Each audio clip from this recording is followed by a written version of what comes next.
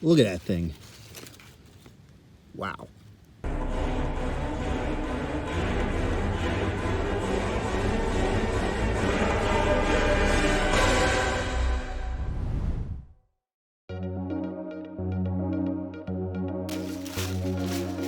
It's late October, but I'm just gonna see if I can find any longtails in this seepage real quick. Got me with me. So we'll see what we can find. So if you notice, it's actually wet here. And up to that hillside, it's kind of hard to tell on a camera, but you can't really see the topography, but it goes uphill there. And right towards where it starts to head uphill, hold on, the dog's pulling me. Right in like there is the beginning of the seepage. So that's what you want to check when it's later in the season. First rock, wow. All right, I'm gonna have to try and grab that guy, hold on. This is actually a different one. Here's the one crawling out now. I flipped one rock and then moved a branch with some leaves and this guy was out. So I'm gonna assume this is great timing. Long-tailed salamander, Eurecia longicauda.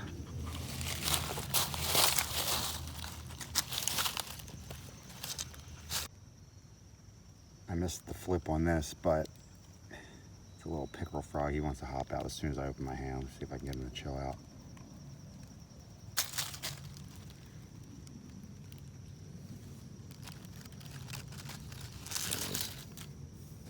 Little pickerel frog, Lithobates palustris.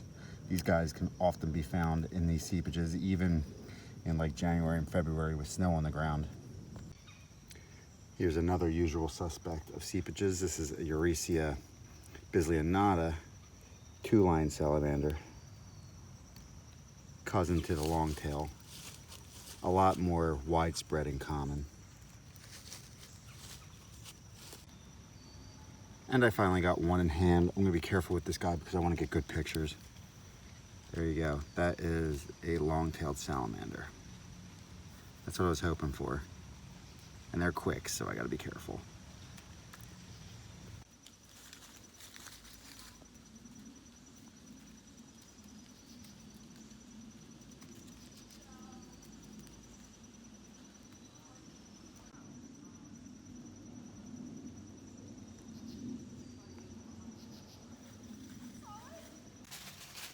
Since I had some success, I'm gonna go try a spring house and see if I can knock off a Northern Red.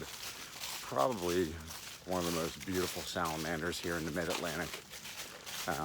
So hopefully I can find one and you can decide for yourself. Here we go again. I could not find red salamanders in Pennsylvania, so I'm gonna try a spot I know that's been pretty decent to me in the Pine Barrens. Normally I don't think about finding reds in the Pine Barrens because they're hit or miss, but I'm missing in Pennsylvania, so here we go. Let's give it another shot. So this is the habitat I'm going to be looking in. And I'm going to look for things to flip on land. Logs, railroad ties, whatever.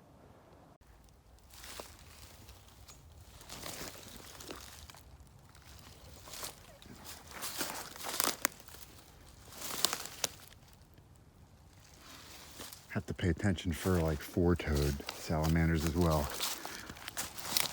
They're here and they're tiny, so I don't want to miss them.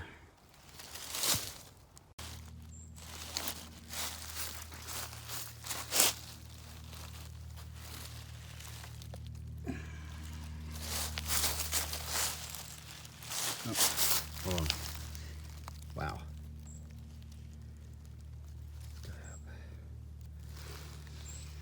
Well, while he's upside down, you can see the white and black speckled on this little four-toed salamander. This is a little guy. They get a little bit bigger. They're still the smallest salamander we have in the United States. I'm gonna rinse him off. So I have this little guy, and this is the edge of a cedar swamp here. Just gonna rinse him off, kind of like bring him back to life a little bit, because he's kind of frozen under there. Let's take him out and take a better look at him. So he looks dead, but I promise you he's not. Let me see if I can get him to move a little bit.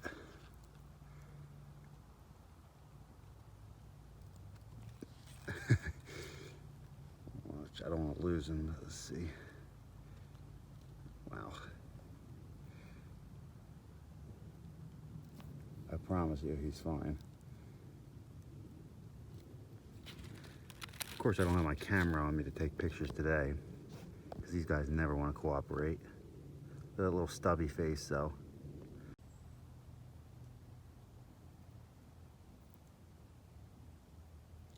Just trying to gently move him.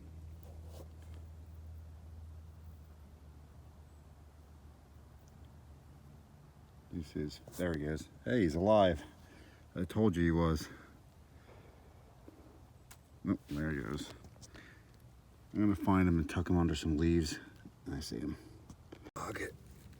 And he was right in. I'll put him in this little divot so I don't hurt him when I put the log back. Let's get that tail curled underneath that. Place it down lightly. And then what I'll do is kind of tuck this in. I mean, it's pretty wet here, but just to like seal some moisture in. I don't think he's doing fine because right here is a cedar swamp, so it's not a big deal. Goodbye, friend. And something sat on this fallen pitch pine and had themselves a buffet. Okay, so I'm right by a snake den here, and we're gonna see if any water snakes are up. It is almost 11 and about 45 degrees, but the sun's been shining all day, so let's see how it does. You can see these rocks right next to the water. I had water snakes here in early March this year, so I don't know. Looking for the outliers right now. Let's check it out. After a cold snap, we got this eastern garter snake enjoying the warm sun. It's only 46, but the sun is strong. It's a little breezy, so I'm kind of surprised he's not tucked into the leaves more, but snakes are going to do what they're going to do. On the trail for reds again. First salamander of the day, northern two-line salamander. I'm working with one arm, but I got TJ here helping me, so hopefully we can get this done. Pickerel frog. I guess that was a dusky, maybe? TJ just got a dusky. Sun's rough. Let me see if we can get to a shot of this. There it is. That's a northern dusky. That's Desmognathus fuscus. So we found all the stream-side salamanders I want to find here, but the red. So the search continues. Here's a better look at the northern dusky salamander. It's about an average size. It can get a little bigger.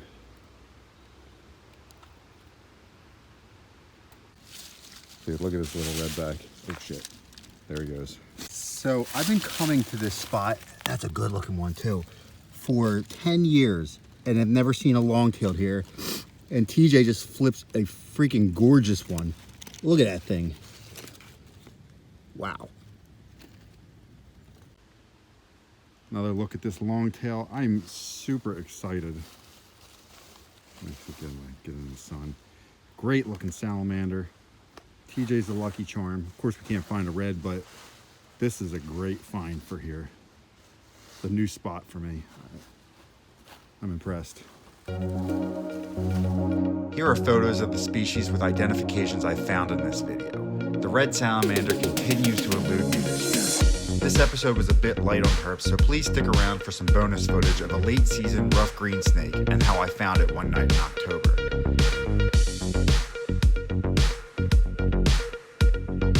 I'm headed to South Florida this week, so please subscribe and I promise to have some very fun content soon. This is Bob Ferguson with Fascinature, reminding you to step into the outdoors.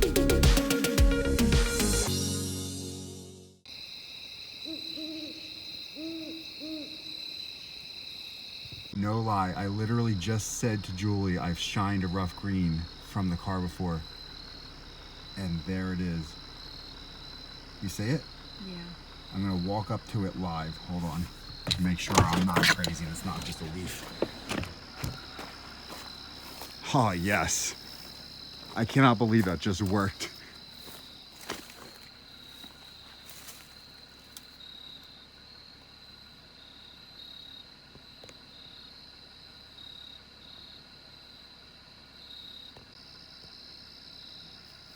So I have a theory that they like to sleep on edges where the sun comes up first and shines in the morning.